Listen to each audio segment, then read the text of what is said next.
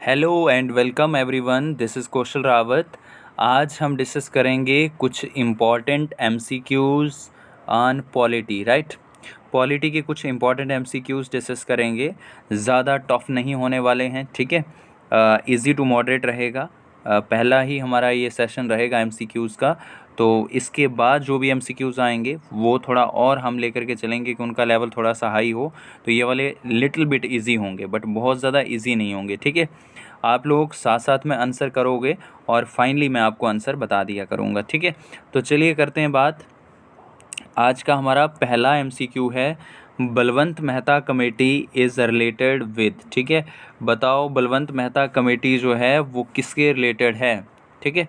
Panchayat, local self government, fundamental duties या फार reorganisation, ठीक है।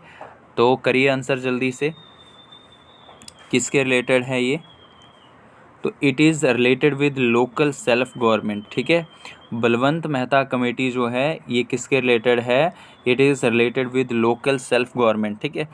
ये कमेटी कब कॉन्स्टिट्यूट करी गई थी, तो याद रखोगे इसको कॉन्स्टिट्यूट किया गया था 1957, ठीक है। कब कॉन्स्टिट्यूट किया गया था, 1957।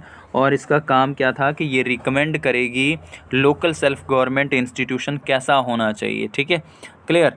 कौन सी वाली कमेटी, बलवंत मेहता कमेटी। याद रखोगे कब इसको बनाया गया था, तो जनवरी 1957। इसने अपनी रिपोर्ट कब सबमिट करी थी, तो सितंबर 1957। सितंबर 1957 क्या रिकमेंड किया था इस कमेटी ने, तो याद रखोगे कि इस कमेटी ने बोला था कि 3 टायर्स होने चाहिए लोकल सेल्फ गवर्नमेंट में, ठीक है। जो लोकल सेल्फ रूरल गवर्नमेंट होगी उसमें कितने टायर होने चाहिए, 3 टायर्स होने चाहिए, ठीक है। 3 टायर्स होने चाहिए।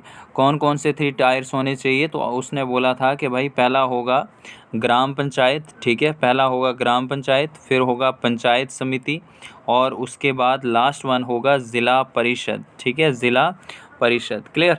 तो ये थी आपकी कौन सी वाली, बलवंत मेहता कमेटी। इसी के साथ याद रखोगे लोकल सेल्फ गवर्नमेंट के रिलेटेड एक और इम्पॉर्टेंट कमेटी है जिसका नाम है अशोक मेहता कमेटी, ठीक है। अशोक मेहता कमेटी, ये कमेटी कब बनाई गई थी, तो याद रखोगे इसको बनाया गया था दिसंबर 1977, ठीक है। चलिए अगले क्वेश्चन पे चलते हैं। अटॉर्नी जनरल अपॉइंटेड बाय, ठीक है। बताओगे अटॉर्नी जनरल को कौन अपॉइंट करता है इंडिया में, ठीक है। इंडिया में अटॉर्नी जनरल को कौन अपॉइंट करता है, दिए गए ऑप्शन में से बताओ। तो पहला ऑप्शन है आपके पास president, prime minister, chief minister, vice president. तो बताइए कौन इसको अपॉइंट करेगा, ठीक है। तो your right answer is president, ठीक है। होप सो आप सबका आंसर यही हो, ठीक है। कौन अपॉइंट करेगा इसको, तो प्रेसिडेंट अपॉइंट करता है। याद रखोगे what is the meaning of attorney general, ठीक है। कौन से आर्टिकल के अंडर इसकी अपॉइंटमेंट होती है, ठीक है। कौन से आर्टिकल के अंडर आता है आपका अटॉर्नी जनरल, तो याद रखोगे 76, ठीक है, 76 आर्टिकल के अंडर। क्लियर। आर्टिकल कौन सा है, 76, याद रखोगे। ये अटॉर्नी जनरल कौन है, तो highest law officer of India, याद रखोगे highest law officer of India, highest law officer of India, law officer of India. Clear. उसके बाद दूसरा इसका काम क्या रहता है, legal adviser of central government, ठीक है। ही इज़ लीगल एडवाइज़र, ये लीगल एडवाइज़र होता है कौन सी गवर्नमेंट का, सेंट्रल गवर्नमेंट, ठीक है, यूनियन गवर्नमेंट का legal adviser of central government, ठीक है। लीगल मैटर्स पे एडवाइस करता है ये कौन, अटॉर्नी जनरल, याद रखोगे, ठीक है। कौन अपॉइंट करता है इसको, प्रेसिडेंट अपॉइंट करेगा। क्लियर। अगला क्वेश्चन है आपके लिए, बहुत इजी क्वेश्चन है। The feature of the federal system of constitution is inspired by the constitution of. बताओगे कि हमारे यहाँ जो फेडरल सिस्टम है वो कौन से कॉन्स्टिट्यूशन से ड्राइव्ड है, इंस्पायर्ड है। कनाडा ऑप्शन है आपके पास, यूएसए ऑप्शन है आपके पास, यूके है और आपके पास आयरलैंड है, ठीक है। आयरलैंड होना था यहाँ पे, ठीक है, आयरलैंड। क्लियर। तो बताओ ज़रा सॉरी बताइए, कनाडा है, यूएसए है, यूके है और last one is Ireland. Clear. तो कौन सा वाला ऑप्शन है, होप सो आपने अपना राइट ऑप्शन जो है वो चूज़ कर लिया हो, ठीक है। तो फेडरल सिस्टम जो है वो आपने कहाँ से लिया था, तो federal system you have derived from which country. तो बताओ जल्दी से, फटाक से बताओ, फेडरल सिस्टम आपने कहाँ से लिया है। ठीक है। तो फेडरल सिस्टम आपने लिया है कनाडा से, ठीक है। फेडरल सिस्टम आपने कहाँ से लिया है? कनाडा से। Federation with strong centre, clear. Federation with strong centre आपने कहाँ से लिया है? कनाडा से, याद रखोगे। फेडरेशन विद स्ट्रॉन्ग सेंटर आपने कहाँ से लिया है? कनाडा से। और क्या फीचर लिया था आपने कनाडा से? Appointment of governor bye centre, ठीक है। Appointment of governor bye centre, governor की अपॉइंटमेंट भी कौन करेगा? सेंटर, ठीक है। उसके बाद याद रखोगे और क्या लिया था आपने यहाँ से? तो residuary powers, residuary powers lying in the hand of centre. Residuary powers भी किसके पास रहने वाली हैं? सेंटर के पास, ठीक है। यहाँ आप मुझे बताओगे कि आयरलैंड से आपने क्या चीज़ ड्राइव करी थी, कमेंट में बताओगे कि आयरलैंड के कॉन्स्टिट्यूशन से आपने क्या लिया था, ठीक है। आयरलैंड के कॉन्स्टिट्यूशन से मोस्ट इम्पॉर्टेंट जो 2-3 प्रोविज़न है वो बताओगे, ठीक है। चलिए बात करते हैं आगे। Vice president can act as a president under which article? बताओ वाइस प्रेसिडेंट जो है वो एक्ट कर सकता है एज ए प्रेसिडेंट, कौन से आर्टिकल में ऐसा लिखा है, ठीक है। जैसे देखो वाइस प्रेसिडेंट कब एक्ट करेगा? जब प्रेसिडेंट ऑफिस में ना हो, फॉर एग्ज़ाम्पल उसकी डेथ हुई हो, फॉर एग्ज़ाम्पल वो कैजुअल लीव पे हो, ठीक है, हेल्थ की वजह से घर में हो या किसी फॉरेन टूर पे हो, वगैरह वगैरह, कोई भी रीज़न हो सकता है। तो उस केस में वाइस प्रेसिडेंट एक्ट करेगा एज ए प्रेसिडेंट। तो वो कौन सा आर्टिकल कहता है? आर्टिकल 70 है, आर्टिकल 133 है, आर्टिकल 65 है, या बोथ ए एंड बी है, ठीक है। तो बताओ, your right answer is both A and B, ठीक है। Both A and C, sorry B नहीं, ठीक है। बोथ ए एंड सी, इसमें क्या आएगा? बोथ ए एंड सी। 70 और 70 के बाद 65, याद रखोगे। 65 में कैजुअल लीव, ठीक है, कैजुअल लीव होगी अगर उसकी, तो उस केस में वाइस प्रेसिडेंट जो है वो एक्ट करेगा एज ए प्रेसिडेंट। और 70 आर्टिकल में अदर जो भी इश्यूज़ होंगे, जैसे उसकी डेथ होगी वगैरह वगैरह, तो वो 70 के अंडर, ठीक है, तब वो क्या बन जाएगा? वाइस प्रेसिडेंट प्रेसिडेंट बन जाएगा, क्लियर।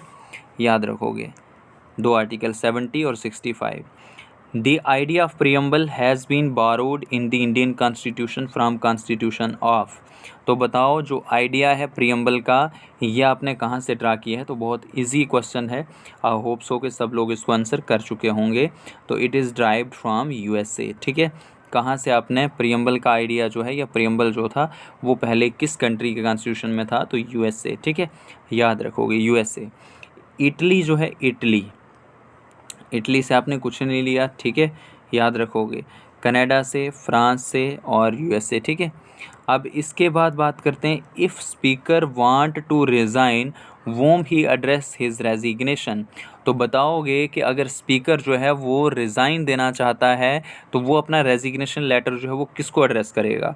वाइस प्रेसिडेंट को करेगा, प्राइम मिनिस्टर को करेगा, डिप्यूटी मिनिस्टर को करेगा, या डिप्टी स्पीकर को करेगा, ठीक है।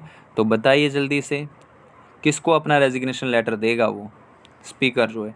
तो ये किसको देगा? डिप्टी स्पीकर को। याद रखोगे, जब भी रिज़ाइन करने जाएगा स्पीकर तो वो किसको रेजिग्नेशन लेटर एड्रेस करेगा?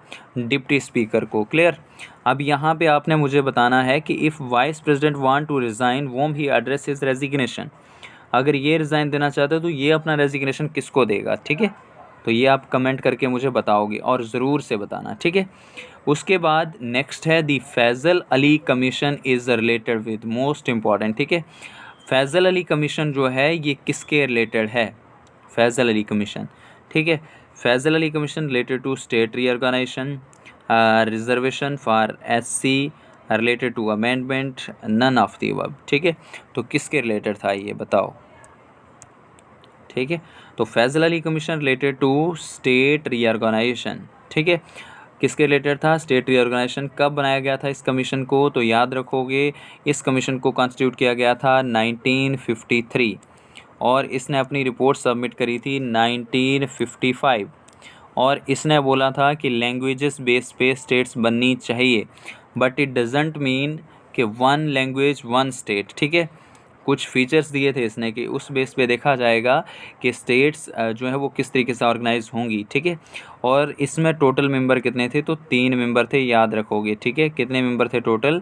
3 मेंबर्स थे इसमें, ठीक है। फैज़ल अली एक हो गया। उसके बाद था KM पानीकर, ठीक है, KM पानीकर, KM पानीकर, और जो तीसरा था वो था HN कुंजरू, HN कुंजरू, ठीक है। ये कुछ क्या थे इसके मेंबर, 3 मेंबर थे, ठीक है, याद रखोगे। इसके बाद कौन सी अमेंडमेंट लाई गई थी? इसके बाद एक अमेंडमेंट करी गई थी, कौन सी वाली? 7th, याद रखोगे, 7th अमेंडमेंट करी गई थी कॉन्स्टिट्यूशन में, 7th अमेंडमेंट। और ये अमेंडमेंट कब करी गई थी? तो याद रखोगे 1956। इस अमेंडमेंट के अंडर 14 स्टेट्स बना दी गई थी और 6 क्या बना दी गई थी? यूटीज़, ठीक है, याद रखोगे 14 स्टेट्स और 6 क्या? यूटीज़। तो ये था आपका कौन सा वाला? फैज़ल अली कमीशन, ठीक है। उसके बाद the office of the vice president is derived from, आपका जो ऑफिस है यहाँ पे वाइस प्रेसिडेंट का जो ऑफिस है इंडिया में, ये कहाँ से ड्राइव किया आपने, ठीक है। तो बताओ जल्दी से, किससे लिया आपने? USA, कनाडा, ऑस्ट्रेलिया, ठीक है। तो कहाँ से लिए हम इसको? USA, ठीक है। इम्पीचमेंट भी आपने कहाँ से ली है? USA से, याद रखोगे। इम्पीचमेंट ऑफ किसकी? प्रेसिडेंट। इम्पीचमेंट हमेशा किसकी होती है? सिर्फ प्रेसिडेंट की होती है, याद रखोगे। कौन से आर्टिकल में आती है? 61 आर्टिकल, ठीक है। मोस्ट इंपॉर्टेंट चीज़ है ये इम्पीचमेंट, याद रखोगे। लेकिन ये जो था, ये क्वेश्चन क्या था आपका कि वाइस प्रेसिडेंट का ऑफिस कहाँ से लिया है? तो USA से आपने इम्पीचमेंट ऑफ प्रेसिडेंट भी लिया है, तो वो मैंने आपको साथ में समझा दिया, ठीक है। चलिए आगे बात करते हैं। Who preside the oath of newly elected Lok Sabha, बहुत मज़ेदार क्वेश्चन है, ठीक है। जब नई नई लोकसभा इलेक्ट होकर के आती है 5 साल के बाद, है ना, सारे MPs आ गए लोकसभा के, उस समय पे उनकी ओथ को कौन प्रिजाइड करता है? प्रेसिडेंट प्रिजाइड करेगा, स्पीकर प्रिजाइड करेगा, प्रोटेम स्पीकर करेगा, या वाइस प्रेसिडेंट करेगा, ठीक है। तो बताइए, your right answer is pro tem speaker, ठीक है। कौन प्रिजाइड करेगा? Pro tem speaker. एक टेम्परेरी स्पीकर बनाया जाता है प्रेसिडेंट के द्वारा, और ये टेम्परेरी स्पीकर जो है, जिसको आप प्रोटेम स्पीकर बोलते हो, ये ओथ को प्रिजाइड करता है किसकी? न्यू इलेक्टेड लोकसभा की। Clear? The word integrity added in the preamble through which amendment, तो बताओ वर्ड इंटीग्रिटी जो है वो कौन सी अमेंडमेंट के थ्रू जो है आपके कॉन्स्टिट्यूशन में ऐड किया गया था, ठीक है। तो बताओ 44th अमेंडमेंट थी, 86th अमेंडमेंट थी, 42nd अमेंडमेंट थी, या 42nd अमेंडमेंट 1978 थी, ठीक है। एयर भी ध्यान में याद रखो, और उसके साथ बताओ कि इंटीग्रिटी को कब ऐड किया गया था, ठीक है। तो your right answer is 42nd amendment 1976, ठीक है। इसके थ्रू ऐड किया गया था वर्ड इंटीग्रिटी, और इसके साथ 2 अदर वर्ड थे, कौन कौन से? सोशल और सेकुलर, ठीक है। सोशल एंड सेकुलर, ये 2 वर्ड जो थे कॉन्स्टिट्यूशन में ऐड किए गए थे आपके किसमें? प्रियम्बल में स्पेशली, ठीक है। याद रखोगे, 2 नहीं 3 हो गए, सोशल, सेकुलर और उसके साथ इंटीग्रिटी। क्लियर? 42nd अमेंडमेंट 1976 में हुई थी, ये याद रखना, ठीक है। How many parts, articles and schedules was there in the Indian constitution at the time of implementation, जब आपके कॉन्स्टिट्यूशन को इम्प्लीमेंट किया गया था उस समय पे इसमें कितने पार्ट्स थे, कितने शेड्यूल्स थे और कितने आर्टिकल्स थे? तो बताओ इस चीज़ को। 22 पार्ट्स, 395 आर्टिकल्स, 8 पार्ट्स, ठीक है। 24 parts, 450 articles, 12 schedules, 22 parts, 390 articles, 8 schedules, none of the above, ठीक है। तो बताओ कौन सा आंसर जो है वो आपका सही है इसमें, ठीक है। तो your right answer is none of the above, ठीक है। देखो आपका दिमाग जो है वो यहाँ जा रहा होगा कि 22 पार्ट, 395 आर्टिकल और 8 पार्ट्स, लेकिन अब देखो इसमें जो है 22 पार्ट और 8 पार्ट्स का क्या मतलब हो गया? 8 क्या थी उसमें? शेड्यूल्स थी, ठीक है। 8 क्या थी उसमें? शेड्यूल्स थी, याद रखोगे। तो जब आपका कॉन्स्टिट्यूशन इम्प्लीमेंट हुआ था उसमें 22 पार्ट थे, आज कितने हो चुके हैं? 25 हो चुके हैं। आज आपके पास आर्टिकल हैं कितने हैं? तो 470 आर्टिकल हैं करंटली। 8 उसमें शेड्यूल्स थी, तो आज आपके पास शेड्यूल कितनी हो चुकी हैं? 12 शेड्यूल्स हो चुकी हैं, ठीक है। क्लियर? तो याद रखोगे इस चीज़ को। उसके बाद बात करते हैं in the context of the preamble of Indian constitution which of the following sequence is correct. तो ये क्वेश्चन भी बहुत इंपॉर्टेंट है। बताओ आपके प्रियम्बल के हिसाब से कौन सा सीक्वेंस जो है वो करेक्ट है इसमें, ठीक है। तो बताइए ज़रा। Republic, democratic, secular, socialist, sovereign, पढ़ते जाओ इनके पूरे ऑप्शन और बताओ इनका परफेक्ट आंसर क्या है। Sovereign, socialist, secular, democratic, Republic. ठीक है, तो कौन सा वाला है? ठीक है, तो योर राइट आंसर इज, कौन सा वाला आपका राइट आंसर हो जाएगा यहाँ पे? सॉवरन, पहला वर्ड है सॉवरन, फिर है सोशलिस्ट, फिर है सेकुलर, फिर है डेमोक्रेटिक और फिर है रिपब्लिक। ठीक है, what is the meaning of Republic? बहुत सारे लोग जो हैं यहाँ कंफ्यूज होते हैं कि रिपब्लिक का मीनिंग क्या है। तो कुछ लोग जो हैं इस डे को इसलिए देखते हैं कि उस दिन हम रिपब्लिक डे मनाते हैं 26 जनवरी को, तो मे भी हमने उस दिन भी सेलिब्रेट किया होगा, कुछ ऐसी वैसी कहानी रही होगी, इसलिए जो है हम रिपब्लिक डे सेलिब्रेट करते हैं, क्योंकि हमारी कंट्री जो है वो रिपब्लिक है। ठीक है, तो इसलिए मतलब रिपब्लिक डे सेलिब्रेट करते हैं, तो इसीलिए लिखा जाता होगा रिपब्लिक। बट ऐसा नहीं है। ठीक है, India is a republic country. क्यों?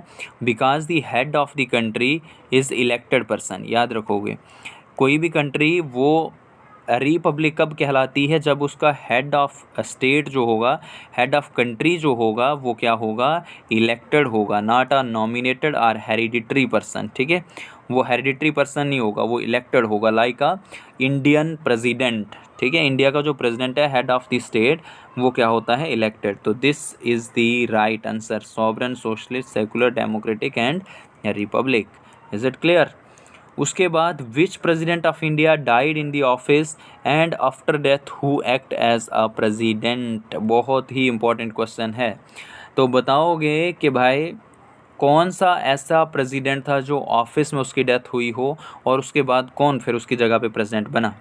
तो पहला है हदायतुल्लाह, क्या उसकी जगह पे फिर बीबी गिरी आया? डॉक्टर जाकिर हुसैन है, क्या उसकी जगह पे फिर एस राधा कृष्णा आए? डॉक्टर जाकिर हुसैन है, क्या उसकी जगह पे फिर बीबी गिरी आए?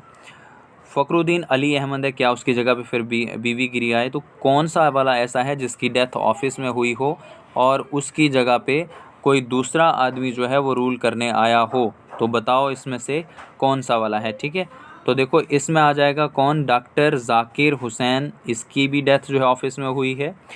उसके बाद फ़खरुद्दीन अली अहमद की डेथ भी जो है वो ऑफिस में हुई है। ठीक है, तो यहाँ पे जो राइट आंसर हो जाएगा आपका वो है doctor Zakir Hussain, C option. ठीक है, ये वाला। और इसकी जगह पे कौन आया था? बीवी गिरी, याद रखोगे। और बीवी गिरी इसकी डेथ कब हुई थी? याद रखना, यहाँ पे डॉक्टर जाकिर हुसैन और उसकी जगह पे बीवी गिरी आया था। डॉक्टर जाकिर हुसैन की डेथ हुई थी 1969। ठीक है, और इसके बाद बीवी गिरी आया था। बीवी गिरी जो था उस समय पे वाइस प्रेसिडेंट था, तो ये प्रेसिडेंट बन गया था कुछ समय के लिए, लेकिन इसने भी रिज़ाइन कर दिया था क्योंकि इसको इलेक्शन में पार्टिसिपेट करना था प्रेसिडेंट की। फिर जो है देखो, जब प्रेसिडेंट भी नहीं है, वाइस प्रेसिडेंट भी नहीं है, तो फिर कौन बनता है? Chief justice of supreme court. तो फिर कौन बना था? जब बीवी गिरी ने भी रिज़ाइन कर दिया तो इसकी जगह पे आया था M Hidayatullah, chief justice of supreme court. याद रखोगे, मोस्ट इंपॉर्टेंट चीज़ है। ठीक है, उसके बाद फ़खरुद्दीन अली अहमद, इसकी डेथ भी जो है ऑफिस में हुई थी और इसकी डेथ कब हुई थी? 1977। इसकी जगह पे कौन आया था एक्टिंग प्रेसिडेंट? तो वो आए थे आपके वी.डी. जती। ठीक है, याद रखोगे वी.डी. जती, याद रखना इस चीज़ को। ठीक है, वी.डी. जती, वी.वी. गिरी। ठीक है, वी.वी. गिरी पहली बार और दूसरी बार वी.डी. जती। ठीक है, क्लियर है इस चीज़ को। दो ही आपके प्रेसिडेंट रहे हैं जिनकी डेथ जो है वो कहाँ हुई है? ऑफिस में हुई है। ठीक है, और कृष्णाकांत अकेला वाइस प्रेसिडेंट रहा है जिसकी डेथ ऑफिस में हुई हो। कृष्णाकांत, याद रखोगे। ठीक है, कृष्णाकांत जो है वो अकेला वाइस प्रेसिडेंट है जिसकी डेथ जो है वो कहाँ हुई हो? ऑफिस में। और प्रेसिडेंट जो है वो दो हैं, डॉक्टर जाकिर हुसैन और फ़खरुद्दीन अली अहमद। ठीक है, क्लियर। आगे बढ़ते हैं। Who has termed the constitution as a sacred document? किसने कहा था कि कॉन्स्टिट्यूशन एक सेक्रेड डॉक्यूमेंट है? तो बहुत ईजी क्वेश्चन है, राइट आंसर बताओ इसका। Mahatma Gandhi, doctor B R Ambedkar, Rajendra Prasad या फिर के एम मुंशी? तो डॉक्टर बी आर अम्बेडकर ने कहा था। डॉक्टर बी आर अम्बेडकर को और क्या कहा जाता है? फादर ऑफ इंडियन नेशन, याद रखोगे। Father of Indian constitution, father of Indian constitution. Indian constitution का इनको क्या बोला जाता है? फादर बोला जाता है। क्लियर। उसके बाद दूसरा इनको कहा जाता है मॉडर्न मनु। ठीक है, और क्या कहा जाता है इनको? मॉडर्न मनु, याद रखोगे, modern Manu, modern Manu. Doctor B R Ambedkar, doctor नहीं, बी आर अम्बेडकर। ठीक है, याद रखोगे, मॉडर्न मनु और उसके साथ साथ father of Indian constitution. Is it clear?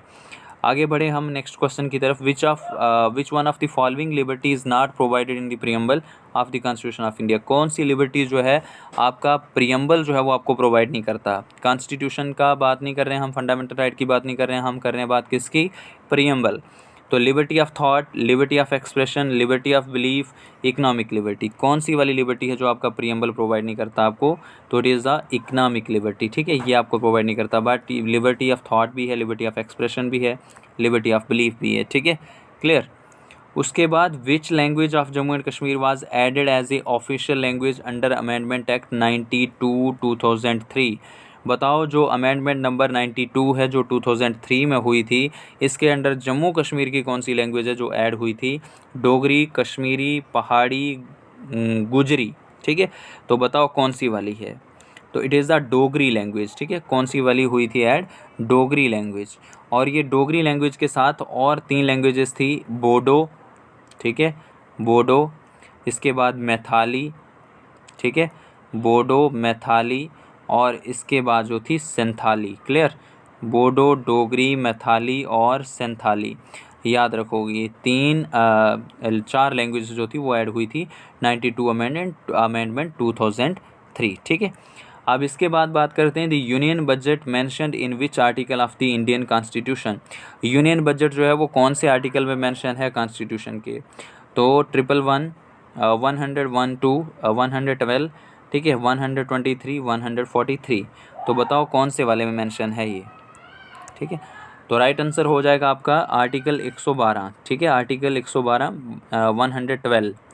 111 जो है ये किसकी बात करता है, असेंट ऑफ प्रेसिडेंट, याद रखोगे, असेंट ऑफ प्रेसिडेंट। 123 बात करता है ordinance making power of president. ठीक है, ordinance making power of president, कि वो ऑर्डिनेंस इशू कर सकता है। ठीक है, 143 क्या कहता है कि वो क्या कर सकता है, सुप्रीम कोर्ट से लीगल एडवाइस ले सकता है। सुप्रीम कोर्ट से क्या ले सकता है, लीगल एडवाइस ले सकता है। क्लियर, तो ये आपके आर्टिकल थे। तो 112 जो है ये बात करता है किसके बारे में, यूनियन बजट के बारे में। Clear. Which one of the following is given the power to enforce the fundamental right by the constitution. तो ये मोस्ट इंपॉर्टेंट क्वेश्चन है, बताओ किसके पास पावर है कि वो फंडामेंटल राइट्स को इन्फोर्स करवा सकता है, कॉन्स्टिट्यूशन के द्वारा उसको पावर दी गई है, तो किसके पास ये पावर है। All courts in India, the parliament, the president, the supreme court and high court. तो what is the correct answer there, कौन सा वाला करेक्ट आंसर है यहाँ पे। ठीक है, तो बताइए ज़रा कौन सा वाला यहाँ पे करेक्ट ऑप्शन है। तो your right answer is the supreme court and high court, ये इन्फोर्स करवा सकते हैं फंडामेंटल राइट्स को।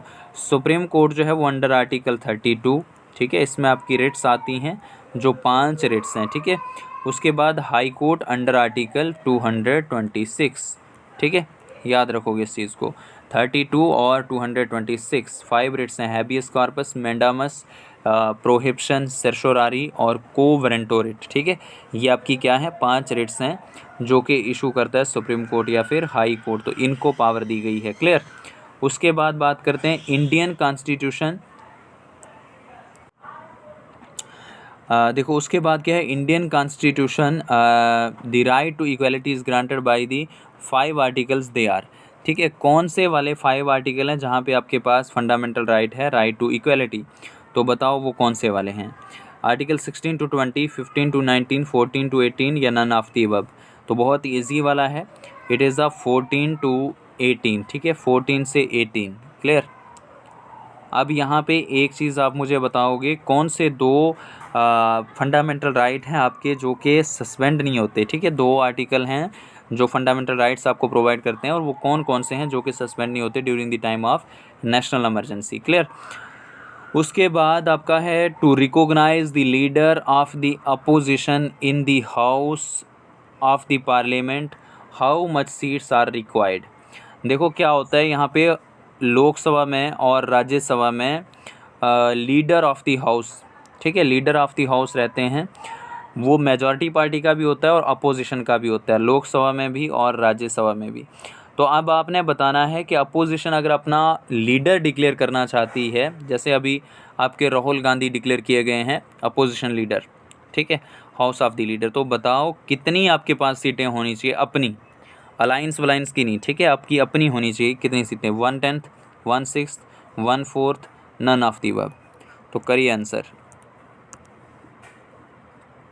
1/10 सीटें होनी चाहिए अपोजिशन के पास अपना क्या डिक्लेयर करने के लिए, लीडर ऑफ द हाउस, ठीक है, जो कि 2014 के बाद किसी भी अपोजिशन पार्टी को इंडिविजुअल लेवल पे नहीं मिली थी, एक पार्टी को, ठीक है। और इस बार मिली है किसको? कांग्रेस को। तो कांग्रेस ने अपना लीडर डिक्लेयर किया है किसको? राहुल गांधी जी को। क्लियर। और मेजॉरिटी पार्टी के लीडर ऑफ द हाउस कौन है? तो वो होते हैं प्राइम मिनिस्टर, याद रखोगे, ठीक है, प्राइम मिनिस्टर नरेंद्र मोदी। तो article 17 of the Indian constitution deal with, बताओ आर्टिकल 17 जो है इंडियन कॉन्स्टिट्यूशन का किसके साथ डील करता है, किस चीज़ के बारे में बात करता है? Education, health, abolition of untouchability या फूड गारंटी, किसके बारे में बात करता है? ठीक है, तो बताओगे इसमें किसके बारे में बात करता है? 17 it is related to abolition of untouchability, ठीक है। एजुकेशन के बारे में कौन सा फंडामेंटल राइट या कौन सा आर्टिकल बात करता है आपका? सिर्फ स्पेशली फंडामेंटल राइट की बात करूँ तो 21A, ठीक है, जो कि बात करता है एलिमेंट्री एजुकेशन की फ्री में, ठीक है, कंपलसरी कर देता है उसको। उसके बाद बात करते हैं हाउस एडजॉर्नमेंट साइन डाई, ठीक है, house adjournment sine die most important है। बताओ इसके रिलेटेड कौन सी स्टेटमेंट्स जो हैं वो करेक्ट हैं?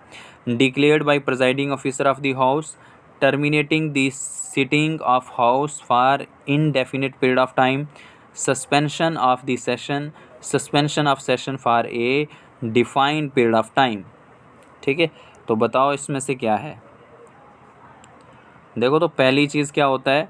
हाउस एडजॉर्नमेंट साइन डाई, ये जो है किसके द्वारा किया जाता है? तो याद रखोगे प्रिजाइडिंग ऑफिसर के द्वारा किया जाता है, ठीक है, प्रिजाइडिंग ऑफिसर के द्वारा किया जाता है। और ये होता क्या है? हाउस एडजॉर्नमेंट साइन डाई, इसका मतलब क्या होता है कि सिटिंग को टर्मिनेट कर देना, ठीक है, सिटिंग को टर्मिनेट करना। तो डिक्लेयर कौन करता है? Presiding officer. तो ये वाला सही हो गया, प्रिजाइडिंग ऑफिसर, चाहे वो लोकसभा का हो या फिर राज्यसभा का हो, ठीक है। फिर जैसे देखो एक सेशंस रहते हैं ना, जैसे बजट सेशन होता है, विंटर सेशन, समर सेशन, तो जैसे सेशन ख़त्म होता है तो उस समय पे वो क्या करता है, मतलब सेशन की वर्किंग ख़त्म हो गई, ठीक है, तो वो क्या कर देगा? हाउस एडजॉर्नमेंट साइन डाई, कि वर्किंग ख़त्म हुई मतलब सेशन ख़त्म हो गया। क्लियर। लेकिन अब ऑफिशियली जो ख़त्म करेगा उसको तो वो कौन करेगा? प्रेसिडेंट, और थ्रू प्रेरोगेशन। तो हाउस एडजॉर्नमेंट साइन डाई जो है वो क्या होता है? टर्मिनेटिंग द सिटिंग, ठीक है, सेशन ख़त्म नहीं हुआ, सेशन ख़त्म किसके साथ होगा? प्रेरोगेशन के साथ। क्लियर। वो जब कब होगी? एडजॉर्नमेंट साइन डाई के बाद ही, और वो डिसाइड करता है कौन? प्रेसिडेंट। लेकिन ये कौन डिसाइड करता है? प्रिजाइडिंग ऑफिसर, चाहे वो आपका राज्यसभा का कौन होता है? वाइस प्रेसिडेंट, और लोकसभा का कौन होता है? स्पीकर। दूसरा है terminating the sitting of the house for a indefinite period of time. यहाँ ये बिल्कुल सही है कि यहाँ पता नहीं होता कि दोबारा से कब रिज्यूम होना है, तो इनडेफिनिट पीरियड ऑफ टाइम, दो ऑप्शन आपके ठीक हो गए, ठीक है। तीसरा है सस्पेंशन ऑफ सेशन, तो ये कहाँ होता है? प्रेरोगेशन में। Suspension of session for a defined period of time, session नहीं, वो भी क्या है? सिटिंग, ठीक है, suspension of sitting for a defined period of time, तो वो किस में होता है? वो होता है आपका हाउस एडजॉर्नमेंट में, ठीक है, सिंपल एडजॉर्नमेंट में, जहां आपको पता होता है कि दोबारा से रिज्यूम कब होना है। जैसे 1 आवर के लिए कर दिया जाता है कभी कभार, मतलब जो सिटिंग है, जो बहस हो रही है, उस मीटिंग को थोड़ी देर के लिए सस्पेंड कर दिया जाता है। 1 आवर हो सकता है, 1 डे हो सकता है, 1 वीक हो सकता है। क्लियर। तो जो आपके पहले वाले दो ऑप्शन हैं, दीज आर दी करेक्ट, ठीक है। क्लियर। पहले दो ऑप्शन जो है आपके करेक्ट हैं, याद रखोगे। तो कौन कौन सा आ जाएगा इसका? पहले दो हैं तो A एंड B। क्लियर। उसके बाद बात करते हैं next, article 44 of the Indian constitution deal with. तो बताओ आर्टिकल 44 जो है वो किसके साथ डील करता है? Uniform civil code, raise the level of nutrition, maintenance international peace, DPSP, non justiciable, ठीक है। तो किसके बारे में रिलेटेड बात करता है 44? ठीक है, तो याद रखोगे 44 बात करता है यूनिफॉर्म सिविल कोड, ठीक है, किसके बारे में बात करता है? यूनिफॉर्म सिविल कोड के बारे में। क्लियर। उसके बाद raise the level of nutrition, ये कौन सा आर्टिकल बात करता है यहाँ पे? कि आपका लेवल ऑफ न्यूट्रिशन जो है वो इंक्रीज़ होना चाहिए, अच्छा होना चाहिए, ठीक है, raise the level of nutrition, तो ये बात करता है आर्टिकल 47, याद रखोगे। उसके बाद मेंटेनेंस इंटरनेशनल पीस, ये कौन सा आर्टिकल बात करता है? तो 51, ठीक है। DPSP नॉन जस्टिसेबल, तो ये कौन बात करता है? ये बात करता है आर्टिकल 37, याद रखोगे, ठीक है। ये थे आपके सारे के सारे क्या हैं? ये DPSP, directive principles of state policy. Is it clear?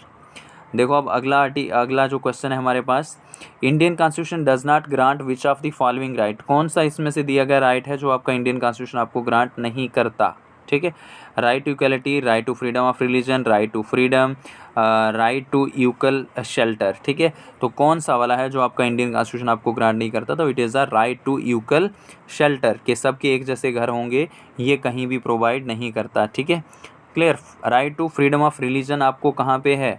Article 25 से 28। ठीक है, आर्टिकल 25 से लेकर 28। क्लियर? राइट टू फ्रीडम है आपकी 19 to 22, याद रखोगे, ये आर्टिकल्स हैं आपके फंडामेंटल राइट्स। ठीक है, the subject matter of article 45 changed under which amendment act, तो बताओ आर्टिकल 45 का सब्जेक्ट मैटर जो था वो कौन सी अमेंडमेंट में चेंज किया गया था? 86th amendment 1993, 86th amendment 2002, 86th amendment 2003, 42nd amendment 1976। तो बताओ यहाँ पे फटाक से, आर्टिकल 45 का सब्जेक्ट मैटर चेंज करके किस में डाला गया था? 21A आर्टिकल में, जो कि आज आपका क्या है? Fundamental right. तो कब हुआ था ये? तो this was done through the 86th amendment which done on 2002, याद रखोगे। ठीक है, क्लियर? इसके बाद बात करते हैं आर्टिकल 51A के एडेड थ्रू विच अमेंडमेंट। ठीक है, आपका जो आर्टिकल 51A के है इसको कब ऐड किया गया था? मतलब जो आपकी 11th फंडामेंटल ड्यूटी है उसको कब ऐड किया गया था? ठीक है, फंडामेंटल ड्यूटीज़ रिकमेंड किसने करी थी? तो याद रखोगे सरदार स्वर्ण सिंह कमेटी, सरदार स्वर्ण सिंह कमेटी, जो कि कब बनाई गई थी? 1976। Is it clear? तो ये कब हुआ था बताओगे इसके बारे में जल्दी से? तो it was again added through 46th amendment 2002, याद रखोगे। बाकी वाली जितनी फंडामेंटल ड्यूटीज़ हैं वो आपकी ऐड हुई थी 42nd अमेंडमेंट, और ये कब हुई थी? 1976 में। क्लियर? याद रखोगे। लेकिन जो 11th फंडामेंटल ड्यूटी है ये कब ऐड हुई थी? तो it was added through 86th amendment 2002। 9th schedule of the Indian constitution added through which amendment, तो बताओ 9th schedule of the constitution जो है वो कब ऐड किया गया था? पहले आपके यहाँ 8 ही शेड्यूल थे, तो 9th वाला कब ऐड हुआ था? याद रखो, इसके बारे में बताओ। First amendment, 52 amendment, 73 amendment, 74th amendment, तो बताओ इस चीज़ को। It was the first amendment, याद रखोगे। 9th शेड्यूल जो है वो किस में ऐड हुआ था?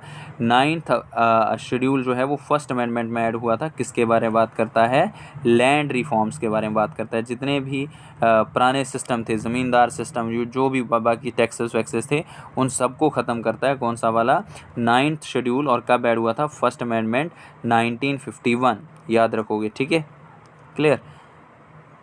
इसके बाद बात करते हैं, नेक्स्ट थिंग इज़ दैट, आगे वाली अमेंडमेंट्स की अगर बात करूं तो जो 52 अमेंडमेंट है 1985, इसमें ऐड हुआ था आपका 10th शेड्यूल। 73rd अमेंडमेंट 1992, तो इसमें ऐड हुआ था आपका panchayat system, rural local self government. ठीक है, 74th अमेंडमेंट ये भी 1992 में हुई थी, और इसमें ऐड हुआ था आपका, यहाँ पे ऑप्शन में मैंने आपको 93 दिया है क्योंकि हमें ऑप्शन, तो आप अभी हम कंसेप्ट डिस्कस कर रहे हैं। 74th अमेंडमेंट 1992 में, तो ये कौन सी थी? Urban local self government. ठीक है, म्यूनसिपैलिटी, याद रखोगे। उसके बाद बात करते हैं, Nepali was added as a official language under which amendment of the constitution, बताओ नेपाली को कब ऐड किया गया था as a official language of Indian constitution? तो 21st amendment 1967, 72 amendment, 92 amendment, 86th amendment, तो कौन सी वाली अमेंडमेंट थी ये जिसके थ्रू ये किया गया था? तो इट वाज 72 अमेंडमेंट 1992। नेपाली के साथ और कौन सी थी? मणिपुरी एंड कोंकणी। ठीक है, नेपाली, मणिपुरी एंड कोंकणी, याद रखोगे। ये 3 लैंग्वेजेस थी जो ऐड हुई थी किसके थ्रू? कौन सी अमेंडमेंट के थ्रू? 72 अमेंडमेंट 1992। ठीक है, क्लियर? उसके बाद बात करते हैं, ये आपकी 21st अमेंडमेंट 1967, इसमें ऐड हुई थी Sindhi language as a official language, याद रखोगे, सिंधी। ठीक है, इसके बाद बात करता हूँ, how many official languages of Jammu and Kashmir है। ठीक है, अभी जम्मू एंड कश्मीर की कितनी ऑफिशियल लैंग्वेजेस हैं? तो ये आपको पता होना चाहिए, 5, 6, 8, 9। ठीक है, कितनी हैं टोटल अभी आपकी? तो ऑफिशियल लैंग्वेजेस यू हैव 5। ठीक है, कौन कौन सी हैं? हिंदी, इंग्लिश, उर्दू। ठीक है, हिंदी, इंग्लिश, उर्दू, डोगरी और कश्मीरी। ठीक है, ये आपकी क्या है? हिंदी, इंग्लिश, उर्दू, डोगरी और कश्मीरी 5 ऑफिशियल क्या है हमारी लैंग्वेजेस हैं, ठीक है। The right to property deleted through which amendment, बताओ राइट टू प्रॉपर्टी जो है वो किस अमेंडमेंट के थ्रू डिलीट किया गया था। तो it was deleted through 44th amendment, 42nd amendment, 7th amendment या फर्स्ट अमेंडमेंट। तो इट वाज कौन सी वाली अमेंडमेंट थी, 44th अमेंडमेंट, जो कि कब हुई थी 1978, ठीक है। इसको डिलीट कर दिया गया था फंडामेंटल राइट से। ये पहले हुआ करता था आर्टिकल 31 में, पहले होता था आर्टिकल 31 में, ठीक है, याद रखोगे। और आज ये लीगल राइट बन गया है आर्टिकल 300A में, ठीक है, आर्टिकल 300A में है और पार्ट 12 में है, याद रखोगे। पार्ट कौन से वाले में है, पार्ट 12 में है, ठीक है, पार्ट 12 में। पहले कौन से पार्ट में होता था, पार्ट 3 में, याद रखोगे, ठीक है। तो मोस्ट इंपॉर्टेंट चीज़ है ये वाला। इसके बाद बात करते हैं how much maximum strength of the legislative assembly fixed by the constitution. Legislative assembly की जो स्टेट्स में असेंबली होती है उसकी स्ट्रेंथ कितनी फिक्स करी गई है कॉन्स्टिट्यूशन के द्वारा, 400, 500, 300 या 250 कितनी है। तो बताओगे इसके बारे में। टोटल स्ट्रेंथ जो फिक्स करी गई है वो है 50, याद रखोगे। मैक्सिमम स्ट्रेंथ आप कितनी बिठा सकते हो, 50। 60 से लेकर 50 के बीच में 500 के बीच में आपकी स्ट्रेंथ होनी चाहिए किसकी, लेजिस्लेटिव असेंबली की। Clear. How can decide the who can, sorry how नहीं है, who can decide money bill is a money bill or not. कौन डिसाइड कर सकता है कि मनी बिल है या नहीं है, speaker, president, deputy speaker, vice president. तो पहली चीज़ मैं आपको बता दूं, मनी बिल जो है वो किस आर्टिकल में आता है, 110 आर्टिकल में। पासिंग प्रोसीजर आता है इसका 109 आर्टिकल में, याद रखोगे, ठीक है। उसके बाद आप बताना आपको ये है कि ये कौन इसको कह सकता है कि it is a money bill or not. तो ये पावर किसके पास है, स्पीकर के पास, याद रखोगे, किसके पास है, स्पीकर के पास है। मनी बिल को प्रेसिडेंट जो है वो रिटर्न नहीं कर सकता, ठीक है, मनी बिल को वो रिटर्न नहीं कर सकता, इसको असेंट देनी ही पड़ती है। अभी मैंने आपको बताया असेंट कौन से आर्टिकल में आता है। If the bill passed by the Lok Sabha and pending in the Rajya Sabha then Lok Sabha dissolve, what about the bill, ठीक है। तो बताओ यहाँ पे कि अगर बिल जो है वो लोकसभा से पास हो जाता है और वो राज्यसभा में पेंडिंग है बट लोकसभा को डिसॉल्व कर दिया जाए तो what about the bill, bill का क्या होगा। बिल लैप्स हो जाएगा, not lapse, passed by the Rajya Sabha या नन ऑफ द अबव। तो क्या होगा उस केस में, तो क्या होगा, बिल क्या कर जाएगा, लैप्स कर जाएगा, याद रखोगे, ठीक है। बिल ख़त्म हो जाएगा।